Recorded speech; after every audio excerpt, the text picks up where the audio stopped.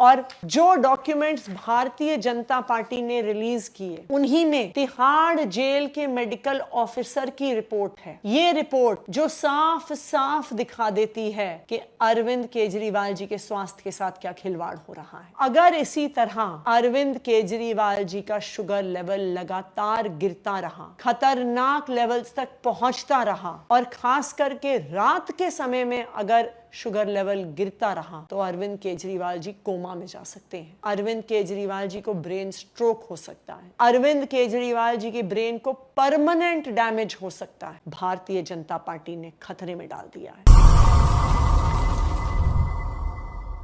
Bharatiya Janata party ने एक झूठे मुकदमे में अरविंद केजरीवाल जी को गिरफ्तार कर लिया।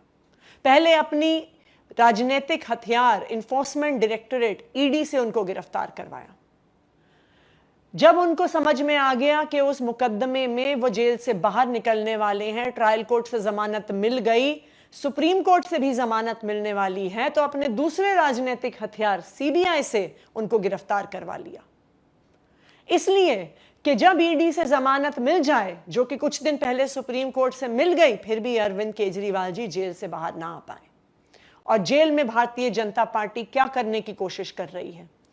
भारतीय जनता पार्टी अरविंद केजरीवाल के स्वास्थ्य को, उनके शरीर को परमानेंटली डैमेज करने के लिए, उनके शरीर को परमानेंटली खराब करने की कोशिश कर रही है।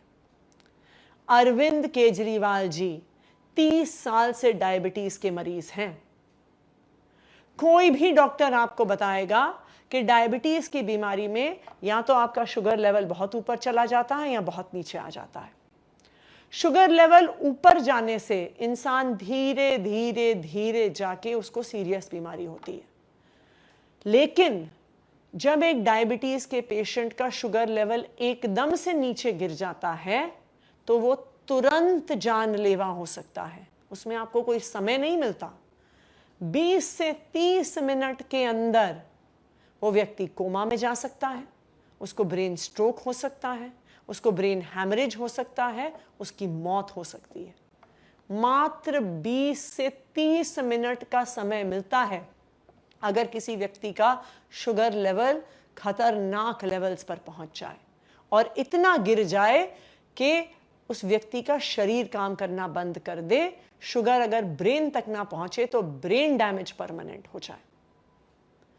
अरविंद केजरीवाल जी का शुगर लेवल इस खतरनाक स्तर पर 5 बारी गया है। उनका शुगर लेवल 50 तक पहुंच गया। वो इतना सीरियस है कि 50 के शुगर लेवल पर मरीज को अस्पताल में भर्ती करा देते हैं। क्यों कराते हैं? क्योंकि 50 के शुगर लेवल पर 20 से 30 मिनट में इंसान की जान भी जा सकती है। आज अरविंद केजरीवाल जी जो दिल्ली के मुख्यमंत्री हैं, आज अरविंद केजरीवाल जी जो दिल्ली के लोगों के भाई हैं, उनके बेटे हैं, आज अरविंद केजरीवाल जी जिनको पूरा देश एक राजनीतिक नायक के रूप में देखता है, आज उस अरविंद केजरीवाल की जान को भारतीय जनता पार्टी ने खतरे में डाल दिया है। सबको पता है अरविंद केजरीवाल डायबिटीज के मरीज हैं। सबको पता है कि लो शुगर लेवल होने से अरविंद केजरीवाल की जान को खतरा हो सकता है।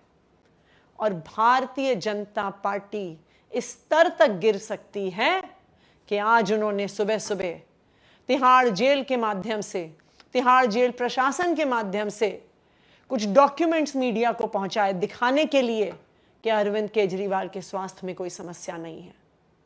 लेकिन भारतीय जनता पार्टी को यह पता होना चाहिए कि अंत में चाहे वो जितना भी झूठ बोले, जीत हमेशा सच्चाई की ही होगी। और जो डॉक्यूमेंट्स भारतीय जनता पार्टी ने रिलीज किए उन्हीं में तिहाड़ जेल के मेडिकल ऑफिसर की रिपोर्ट है। ये रिपोर्ट जो साफ साफ दिखा देती है कि अरविंद केजरीवाल जी के स्वास्थ्य के साथ क्या खिलवाड़ हो रहा है। तिहाड़ जेल के सीनियर मेडिकल ऑफिसर के द्वारा साइंड ये रिपोर्ट खुद ये बता रही हैं कि अरविंद केजरीवाल जी को डायबिटीज है।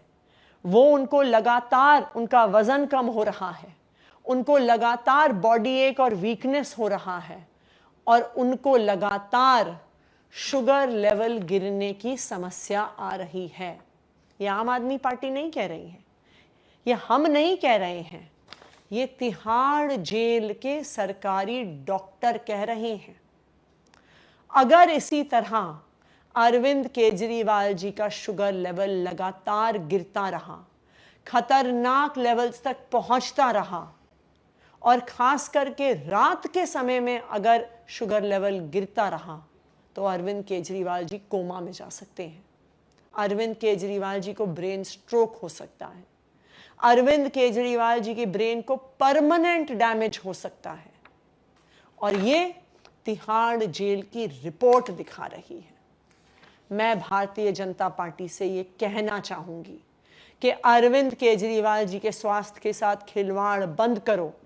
अरविंद केजरीवाल के स्वास्थ्य पर राजनीति करना बंद करो।